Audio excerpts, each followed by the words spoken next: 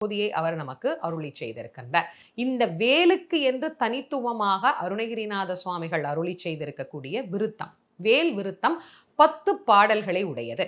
இந்த வேல் விருத்தத்தை பாராயணம் செய்கின்ற போது எவ்வகையான நலன்கள் நமக்கு கிடைக்கின்றது அப்படிங்கிறத சிந்தனை பண்ணணும். வேல் என்பது இருளை நீக்கி ஞான ஒளியை தரக்கூடியது.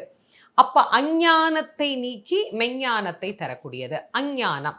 இப்ப நமக்கு இருக்கக்கூடிய அறிவு முழுமை பெற்ற அறிவா அப்படின்னா கொஞ்சம் யோசிக்க வேண்டிய விஷயம்தான்.